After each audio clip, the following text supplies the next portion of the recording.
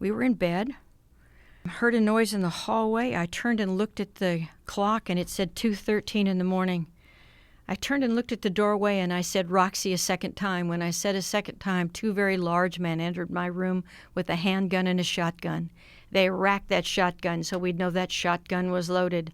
We never got out of bed.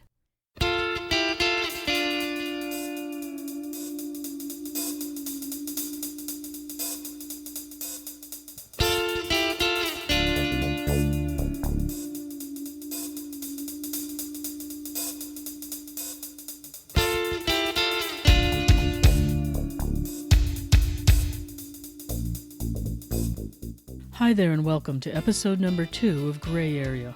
I'm Julie Reynolds Martinez. In today's episode, Cheryl Ward-Kaiser takes us down a path of shocking twists. And a warning, it does contain detailed descriptions of violence, so it may not be appropriate for everyone. But by the end, I think you'll understand why Cheryl's story inspires us. Here's Cheryl.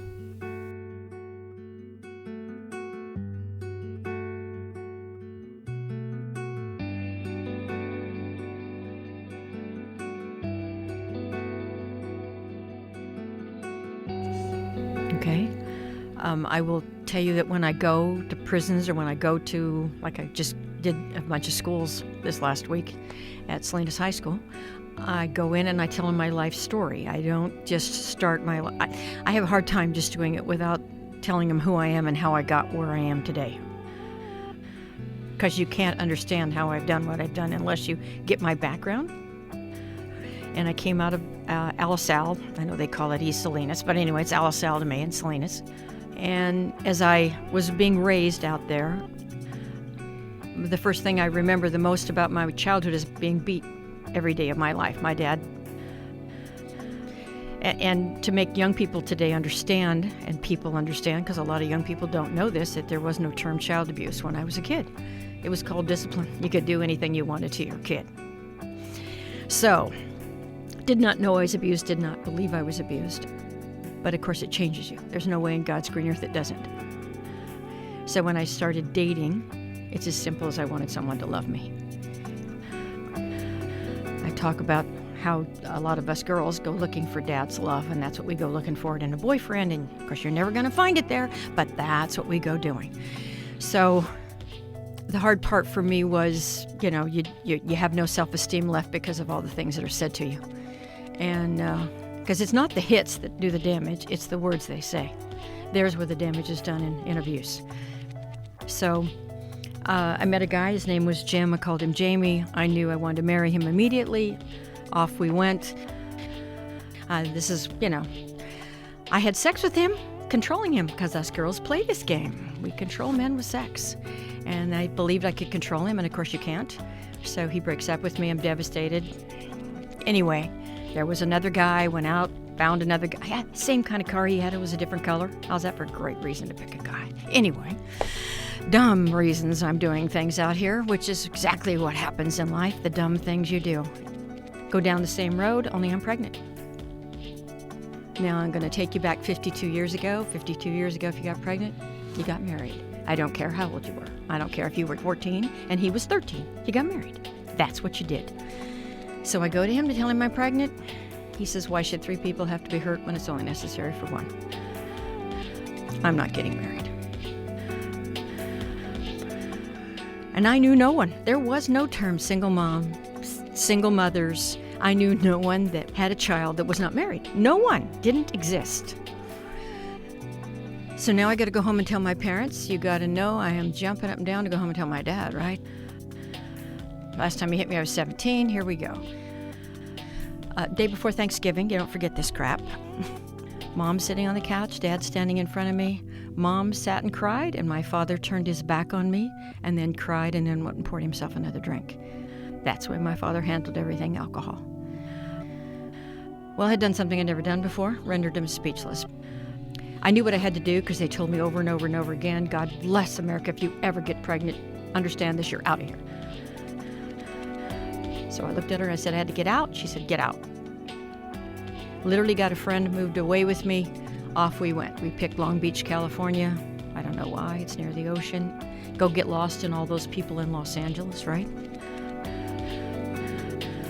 And I went down and lived the loneliest time of my life. But long story short, June 6, 1964, 9:33 in the morning, I delivered a 7-pound, 2-ounce baby boy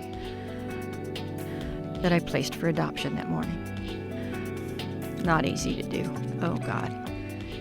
To this day, it was the single hardest decision I have ever had to make in my life. But it was the single greatest act of love I have ever done. I had to do the very best as a mother. The definition of a mom is when you love someone more than you love yourself. And I had to love him more than I did myself. I had to give him everything I could give him, which was a mom and a dad and everything he could have, because nobody was going to be there for me to help me go through this. So I didn't get pictures. I didn't get to write a letter. I didn't get any of those things. But I did the best I could do. They told me to walk away and forget. Yeah, try that one. You don't just do that. But after this was all over, I decided to come back to Salinas, and I came back to Salinas for a visit. When I came back for a visit, the first guy asked me back out. Jamie wants to know if I'm coming back to Salinas. If I come back to Salinas, will I date him again? I'm like, yeah, right. If I come back here slick and I ever date you again, we'll have some rules this time. Number 1, I may have had sex with you before, but don't you understand this? Don't you touch, don't you push, nothing. Can't abide by it. There's the door. Feel free to have it hit you on the way out. Very tough cookie came back. I eventually did come back. I eventually did marry him, and I did not have sex again until I got married. Now, I had 2 daughters. I want you to understand, for 20 years, I never told anybody I did this. Never. My parents never said, "Are you okay?" Your husband never said, "Are you all right?" No one. Treated it as if it didn't happen.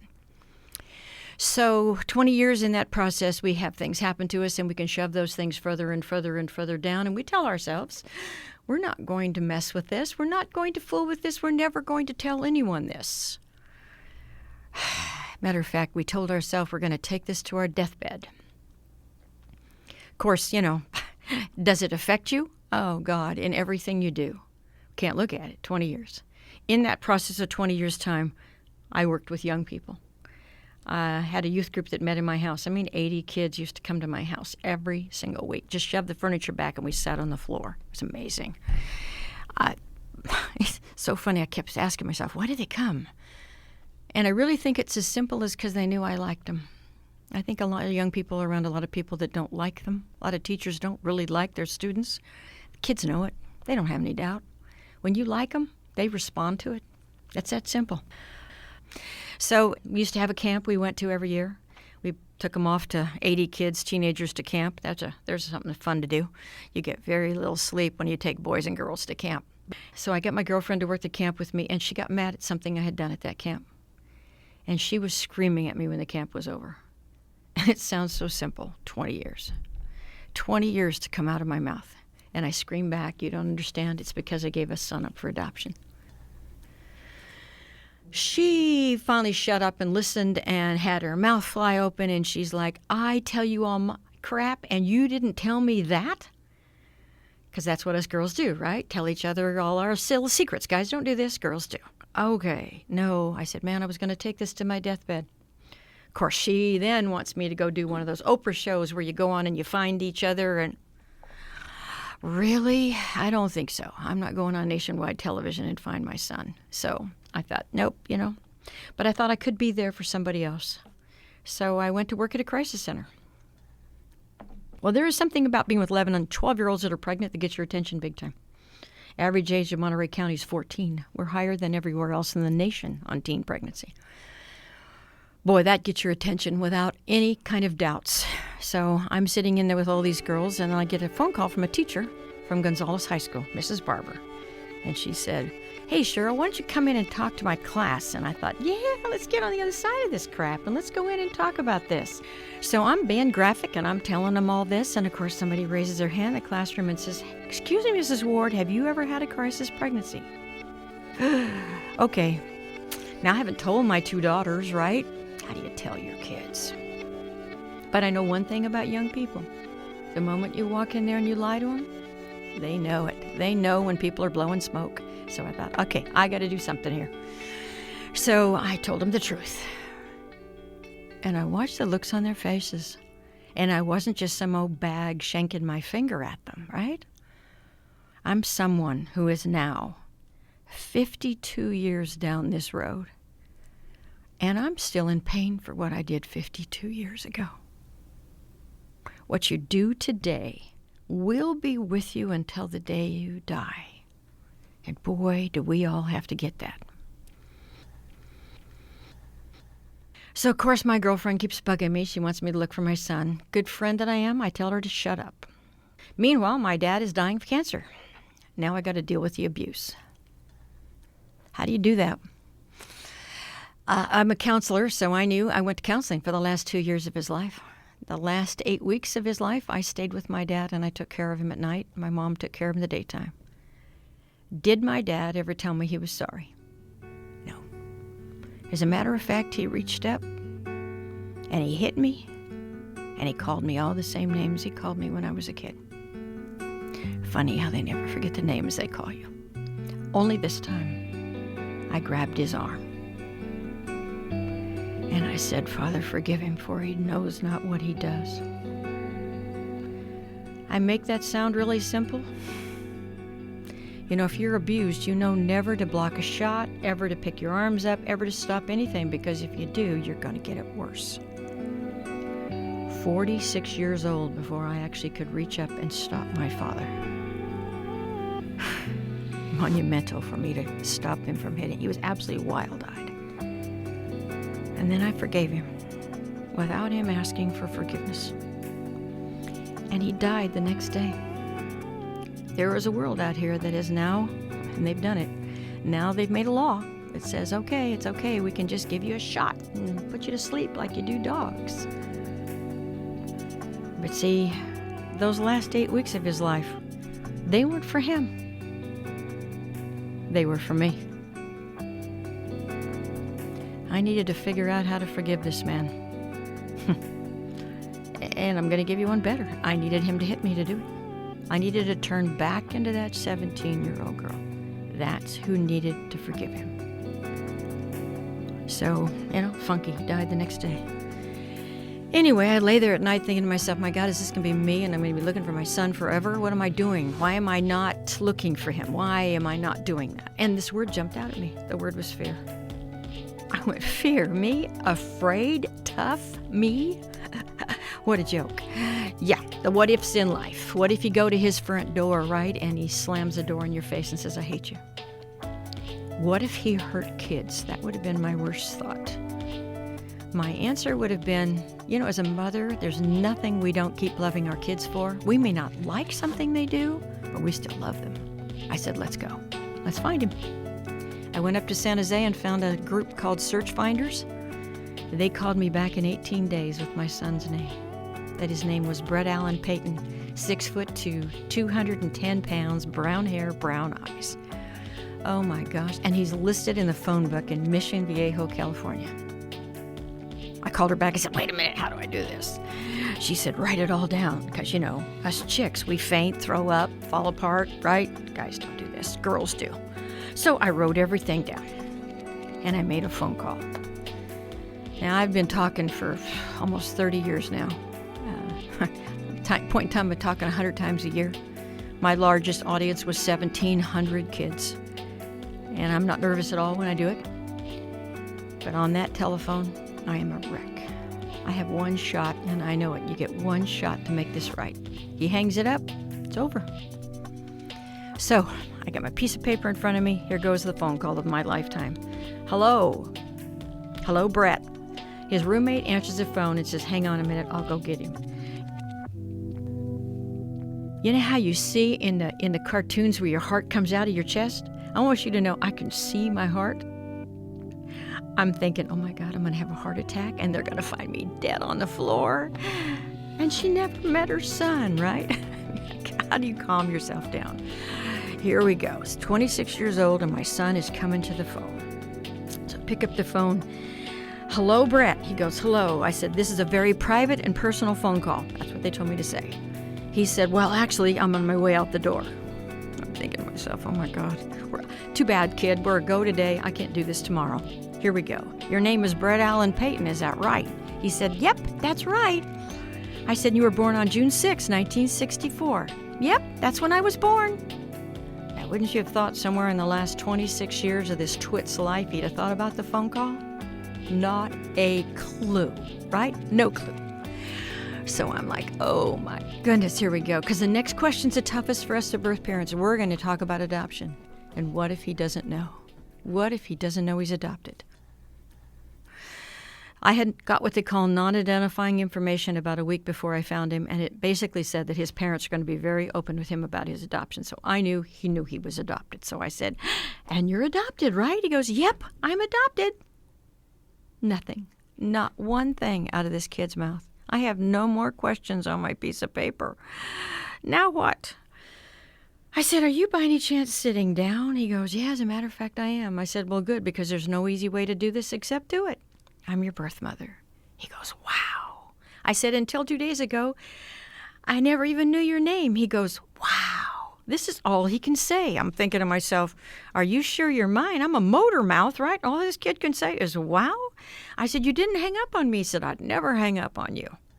That open, that honest. We had a 15-minute conversation. He was late for class. He was going to college at the time. It took him to be 33 years old before he finished college. But he became what he's always wanted to be. He became a high school teacher. Loves young people. Wonder where that came from. But even more importantly, he became a high school football coach. Even more important to him. So I decided I was going to go down and see him for the first time. Of course, my girlfriend got to go with me, right? That's a chick thing we do. Like, you want to go to the bathroom? We all go. Same thing. I get my girlfriend to go with me. She deserved it. She kept pushing. So she gets to go with me. So we go down to Mission Viejo and going to meet my son for the first time. Sitting in the lobby of the hotel. Got my girlfriend in the corner. Of course, she gets to watch, but she's not going on the day. She just gets to watch the reunion part. And I'm waiting. He's late. Should have told me everything. Anyway, I'm short, so I'm standing up and I'm looking out the window. I have no idea what he looks like, right? This is terrible. I shouldn't tell people this because it really is bad. It makes me look like I'm a jerk, but it's who I am. First thing I noticed, he walks up out front. He's got on a wrinkled T-shirt and a wrinkled pair of shorts. Girls, you know I have planned on what I'm going to wear for weeks, right? Guys, what's the big deal? We just put on anything, right? Love 'em, love 'em, love 'em. Now, I watch him walk in the lobby of that hotel, and I'm looking at his face. Now, as I said, you get all the truth, good, bad, ugly. Here you go with my life. I'm looking at his nose, my nose, looking at his baggy eyelids, bags under his eyes. Isn't that sad? 26 years old, and he's got this many bags. Then I'm looking at the bottom part of his face. Oh, my God. I'm looking at his mouth. I'm looking at his dimples, this big cleft in his chin, this enormous neck. For 26 years, I believe the father of this child was the second guy's. Why should 3 people? Oh, no. The father of this child is the first guy's. This is my husband's kid. Oh, yeah. Yeah, you're all out there going, wait a minute, how can you be that dumb? Oh, you can be that dumb back then. Man, no, I don't know a parent one that ever told a kid about pregnancy and how you got pregnant and all that. They didn't talk. I think they thought if they didn't talk about it, you'd never find out. Whatever. If a teacher would have talked about it, teacher would have been arrested. It was illegal to talk about sex in school. So the only people that ever talked about this were your lame duck friends. And can I tell you today, those myths that were alive and well back then are still alive and well today. You can be this dumb. I am now on tilt. I am going down. He winks at me and hugs me. I swear to God, I felt like I was in the Wizard of Oz, and I was melting. Yeah, off we go in the truck. We're going to go to Laguna Beach and have lunch and sit down. And, of course, instead of saying to him, how's your life been? What kind of ice cream do you like? Oh, no, that's not what we get to talk about. We get to talk about the guy that I wrote down on his birth certificate was his father, that's not his real father, how there's this other guy. Oh, isn't this what you want to hear? The sex life of your mother? Yeah, not good. I don't know. It was a mess. We were a mess. I had a picture of the guy that I thought was the father. I had a picture of my husband, thank God, and I put those 2 pictures in front of him. My girlfriend calls this part of the story pick a pop. She thinks it's really funny. The waiter wouldn't even wait on us. I was such a mess. He kept looking at the table going, I don't know what's going on over there, but I'm not going over there. We had a 5.5-hour lunch. That's how long it took to have lunch. Walked on the beach at Laguna Beach. It was an amazing day. But, of course, I wanted him to go back and take pictures with me and my friend, right? And he said, oh, you mean the lady over in the lobby that was crying when I walked in? So he saw her. Yes, I want her to take pictures of us. So we go back to the hotel, and I say to him, you know, we're coming back here in a week and a half. How would you like to meet your father and your 2 full-blood sisters? Cool. I said, okay. So I have to let go of him, right? Because I have a phone call to make to my husband. Now, my husband worked in produce. You live in Salinas. You work in produce. So, of course, he's in Yuma, Arizona, because that's where everybody is half their life. And so he's in Yuma. So I make a phone call to my husband. I say, I'm 25 years late. It's 26 years late, 26 years late. You have a son. Lie not to you. The first line out of his mouth was, wow. That's in the genes somewhere on his side. Second line out of his mouth was a line that hasn't changed over all the years either. You sure he's mine, right? I said, okay, I'm headed back to the camera shop. I'll get the film developed. I'll ship it to you overnight. You tell me. I called him 2 days later. He said, I will tell you, yeah, he is mine. And I will also tell you that he pretty well knew that over all these years. He just never bothered to talk about it. Oh, some stuff to deal with, huh? So we go down south. We're all supposed to meet. Son doesn't show up. It's like overwhelming, right? Your mother and dad got married, and you got 2 sisters, and his mother's not a happy camper that I found him. So we go home. As I said, the ball's in his court, not in mine. Now it's up to him. About 3 weeks later, I get a very short note. Can we slow this all down? Wrote him back and said, yep, no problem. His birthday came up in June. That was February when we were supposed to meet. His birthday came up in June. I wanted to get him a little card, a little letter or something. So I went and got the card. Now I got to tell you about my husband. Guy hates to write. Oh, my God, he hated to write. It took 15 years of marriage before I even got a card. And when I finally got a card, it said, Jamie. That's it. Not I love you, love and kisses. Never. Never would this man do that. Now, I hope the people out there that are men understand how good us girls are good at telling you how to do things. I have 14 grandchildren, and 7 of them are girls, and I can tell you they are born knowing how to push men's buttons. We absolutely know how to do this beyond imagination. And when you're married, oh, God, you're even better. So I'm thinking I got to walk up and tell this twit what to write. I don't want him just writing Jamie, right? So I walk up to him, and I hand him the card, and I hear this very loud voice on the inside of me say, shut up, Cheryl. And the miracle of miracles in my life is I shut up, and he wrote, son, I'd like to meet you someday. Love, Jamie. I just went back and looked at that, and it says love Jamie, not love Dad, but he did call him son.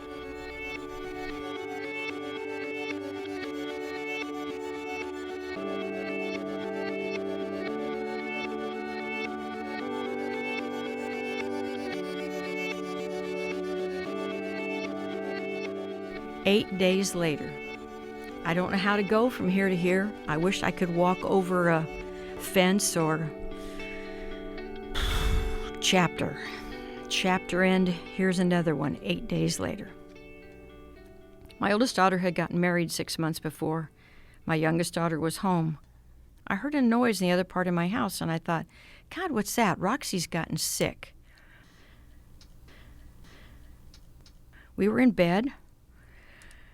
Heard a noise in the hallway. I turned and looked at the clock, and it said 2:13 in the morning. I turned and looked at the doorway, and I said Roxy a second time. When I said a second time, 2 very large men entered my room with a handgun and a shotgun. They racked that shotgun so we'd know that shotgun was loaded. We never got out of bed.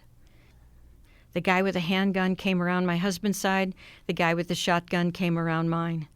They pulled my husband out of bed and put him face up on the floor and put the handgun in his mouth. They pulled me out of bed, put me face down, hands up, and I have a shotgun to the back of my head. Now we have 4 guys in the house. 2 stay with us, to go get my 17-year-old daughter. I will never be able to describe what it's like to be on a floor and you can't stop what's happening in your house. It seemed like it took them forever. They finally brought Roxy back in the bedroom. They threw her on the floor and they kicked her. They picked me up. They hit me with the shotgun. They had been told that we have a safe and that we have money in a safe. We don't have a safe, and we don't have the money they want. But oh my God, do they believe it. They make my daughter stand on the bed. They make her strip her clothes off. He puts the shotgun in her mouth, and he tells me he's going to blow her effing head off. Can I tell you, I knew exactly what that would look like.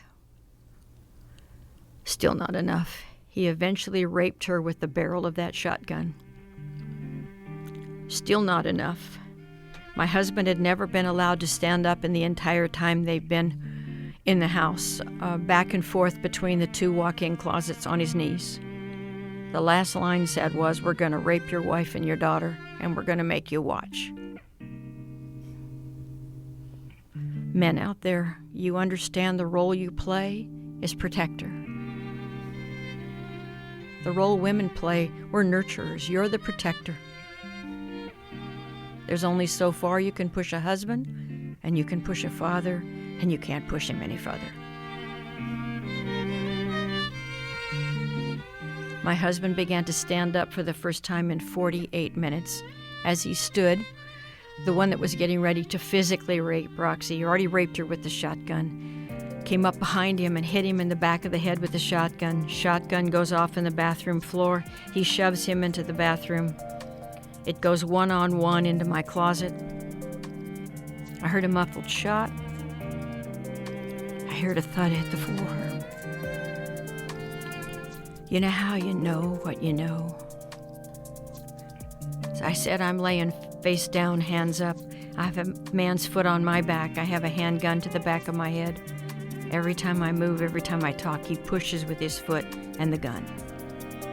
I didn't pick my head up the last time I heard that shot. I knew. They came out of the closet. No big deal. This didn't bother them in the least what they had done. All they could say is, let's get a hold of that F&B, me, still bent on raping Roxy, and let's find that safe. 48 minutes. Do you know how many times 3 people have said there's no safe? But they still believe it.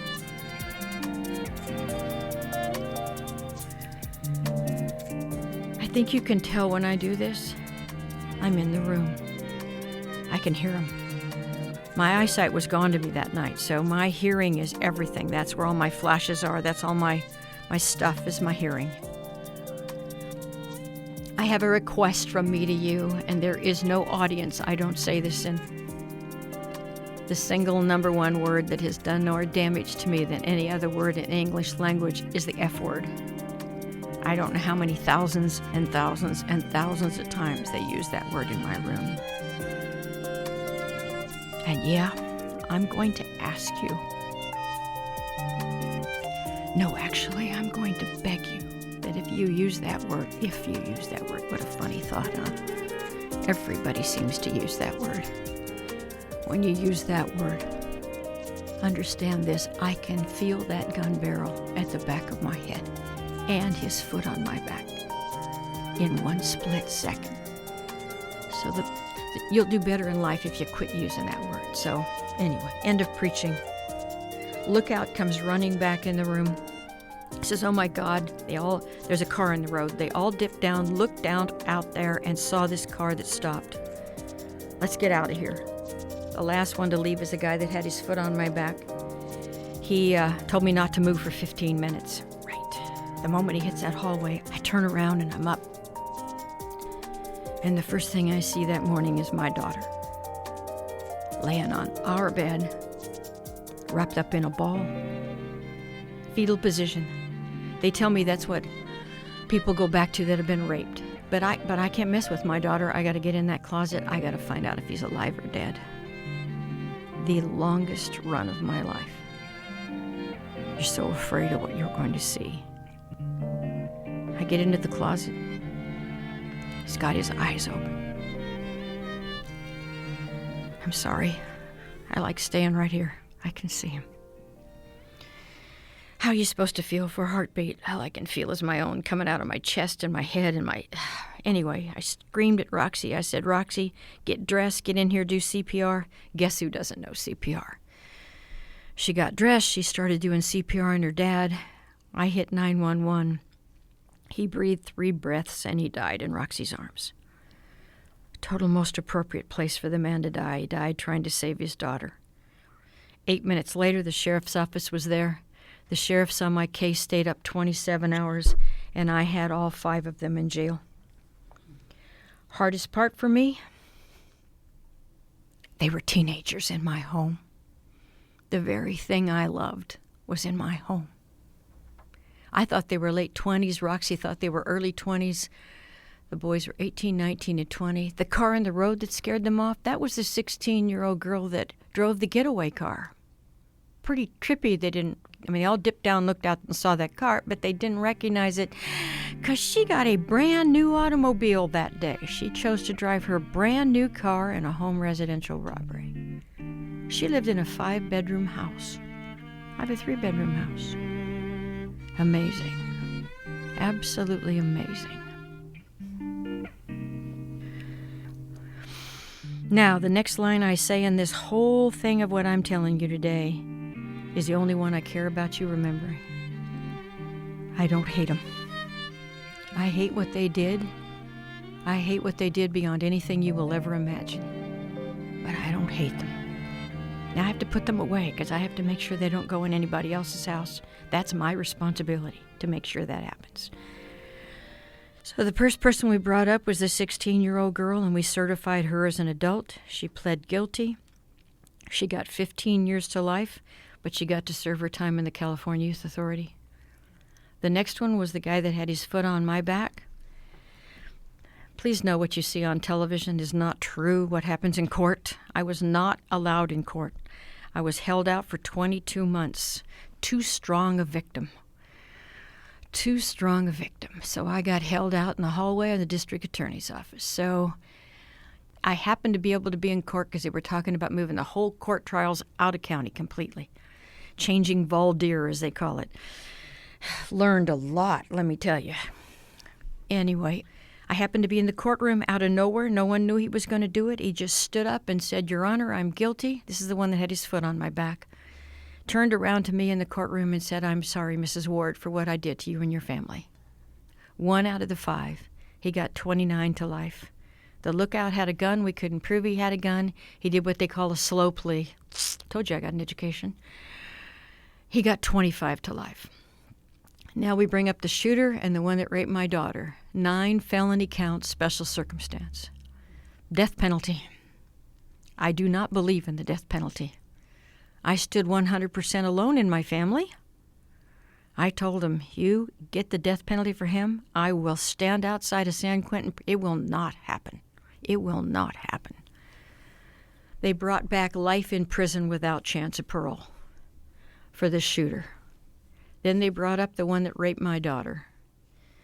He didn't want to give him life in prison without chance of parole. He wanted to give him 25 to life, 50, whatever, less. I had every judge in the world try to get me to take a lesser charge. I wouldn't do it. I delivered a victim impact statement. I don't know if you know what that is. You have 2 parts of a trial, guilt phase, decide they're guilty or innocent. Then you have a penalty phase of the trial. And finally, in the end, the victim / survivor, I hate calling myself, I am not a victim, I am a survivor. The survivor gets to get up and talk. Well, I've already been delivering speeches forever, huh? I know how to deliver speech. You'll never find me with notes in front of me, ever. I stood where the DA stood, didn't sit on the stand. I stood there, and I stood next to the young man that raped my daughter. And I walked that judge and that young man back through his rape. And I had to talk like he talked. I had to use the F word like he did. And I had to tell that court how my grandfather had sexually molested me, how my dad had beat the crap out of me. And I told him, I made choices in my life to become a different person. So I'm not going to listen to excuses. that, oh, well, because they have a bad mother or they have a bad this, it's okay to hurt someone. It's never okay to hurt anyone. There's no excuse. Judge got off. He was supposed to sentence him that day. He got up and walked off. He came back 4 days later with life in prison without chance of parole. That's justice, not vengeance. And there's a difference between the two. Did my son ever get to meet his father? No, we ran out of time. Did he come to the funeral? No, ran out of time. It was just too much, a little overwhelming. Your mother and dad, now your dad's been murdered. I mean, talk about a bit much. He did come. I do get to meet him. I did get to see him. I do have him in my life. His adoptive mother and dad just died this last year. They had gotten a divorce when he was 12, so this perfect scenario that I wanted wasn't so perfect. He's a good guy, though. He is a good guy, and he's so much like me. It's hysterical. He's more like me than my 2 daughters. It really is funny. Now, I did the first victim offender mediation in California Youth Authority's history. I believe in restorative justice. I don't know if you know what that word even means. I didn't. When I went through the court trials and I got the victim impact, when I did the victim impact, I wanted to thank the guy that wrote that gave me the opportunity to have a voice in the courtroom, and I figured that was a victim that wrote that. It wasn't. It was a man called James Rowland that was the head of corrections and the head of the California Youth Authority. He'd been one of the few people to be the director of both of those. And he wrote the victim impact. And it was started in California, and now every state in the union has it. And he gave us the voice victims. And it was shocking to me that that's who did this. So I went over to Fresno one time to do a talk, and they surprised me that he was in my audience. And to say my talk changed when I found out he was there. But he walked me out, and I told him, there's nothing I wouldn't do for you. I can't tell you what a gift you gave for me. And he said, I have another gift to give you, and I'm not going to tell you anything about it. I'm just going to tell you I want you to come to this conference in Fresno called Restorative Justice, and I'll pay your way. And he said, and I'm not going to tell you anything about it except that. I went back over there, and I went to that conference. And every time I ran out, I said, this is what I fought to do. I fought to have a voice. I fought to have something to do with the system. And that's what restorative justice does. It puts victims at the head of the equation, that we are a part of this equation, not just it's done without us. So I got to learn what restorative justice was. So I pushed and I forced California Youth Authority to do a victim offender mediation. You sit down with the person involved in your crime and you have a mediator that gets her ready and me ready. And I had an amazing person that got both of us ready. We spent 3.5 hours together. I have one reason for going to see these people. I can tell you all day that I don't hate them, and I can tell you that I forgive them. I have to tell them that I don't hate them and that I forgive them. So I did in that 3.5 hours. That's what I told her. And would you believe the girl in my crime never once said she was sorry in 3.5 hours? Amazing, huh? Then I went and saw the young man that had his foot on my back. I got tired of waiting for corrections to tell me they were doing this. So because I do so many speeches and classes and talking for victim impact and things, I've gotten to know superintendents and all these things of all these prisons, these wardens. So they allowed me to go behind glass to see him. I spent 2.5 hours with him. I've seen him probably 5 times. I literally can walk in a prison and walk in with a whole group of people standing there and just walk up and kick him and say, hey, how are you doing? It's really cool. I've seen the young man that had his foot on my back. I've seen him 3 or 4 times. I, 3 years ago, went down and saw the one that raped Roxy. Nobody in my family wanted me to go. I went alone. I'm glad everybody kept apologizing. I'm sorry you have to go so far. He's in Lancaster prison. I'm sorry you have to go 5.5 hours, blah, blah, blah, blah, blah. I'm glad I had 5.5 hours to get myself ready to see him. And I'm going to tell you how I got ready to see him. I didn't have the radio on. I didn't do any of that. I told myself the whole time I was going, shields down, shields down, shields down. Because see, what you're listening to is a real tough cookie, right? But see, who had to walk into that prison wasn't a tough cookie.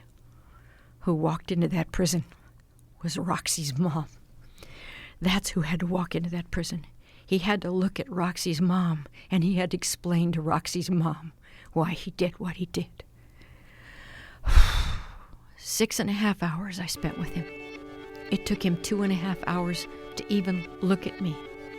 He would tell you, along with all of the rest of them, that the hardest thing they've ever had to do is face the person that they hurt, not sit in prison.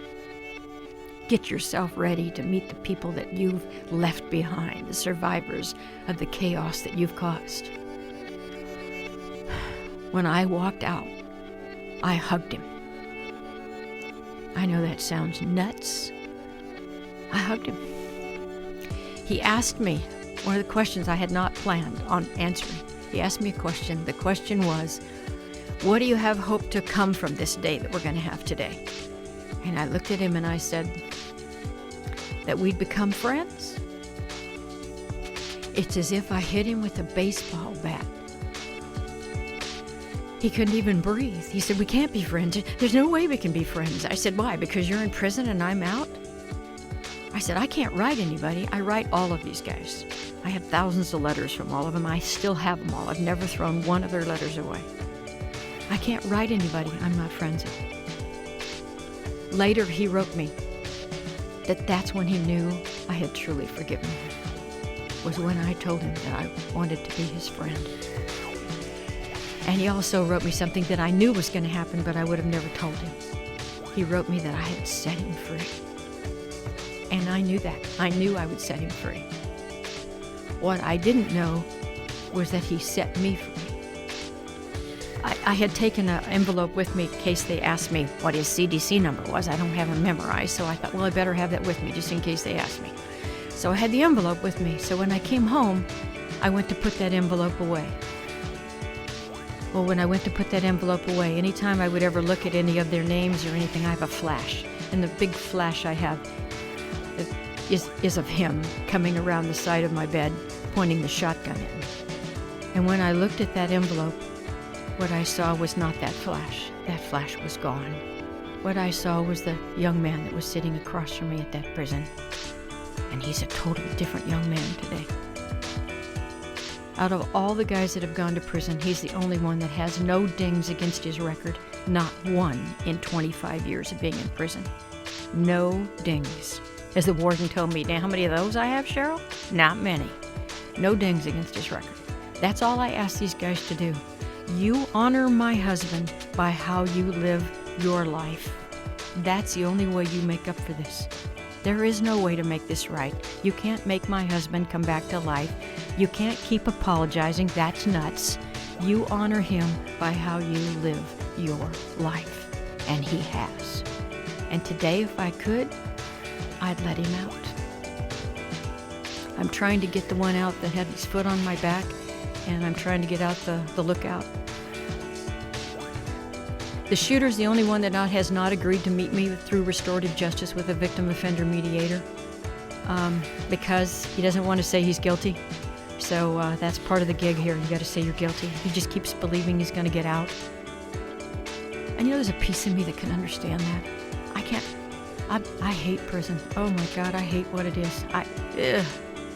I'd change it. Oh my! And I see wardens changing it. I see good things happening in some of these, especially the level 4 prisons right now.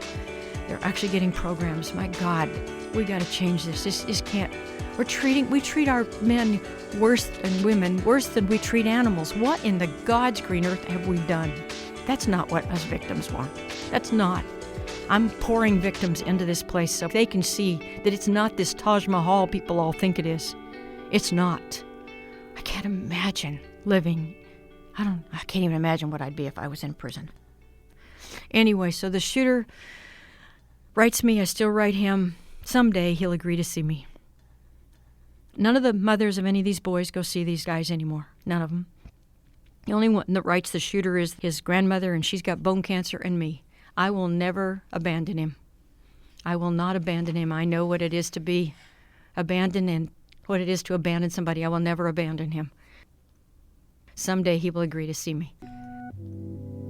So I just want you to understand why I do all this and why I'm not nuts. My life is not half empty. My life is full.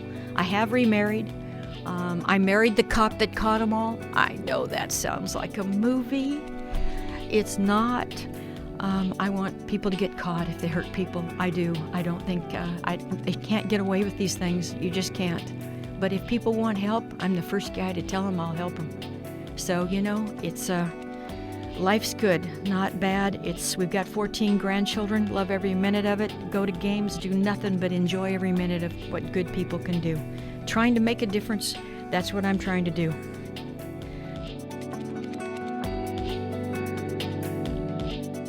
For Gray Area, this is Julie Reynolds Martinez.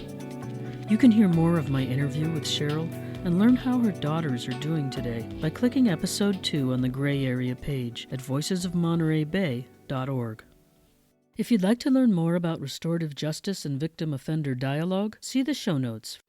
This episode was produced by me and co-produced by Mara Reynolds. Special thanks to KAZU-fm and Krista Almanzan and to Emma Wynne-Jones. The music was by Ketsa from the Free Music Archive, and our theme song was written and performed by my brother, John Reynolds.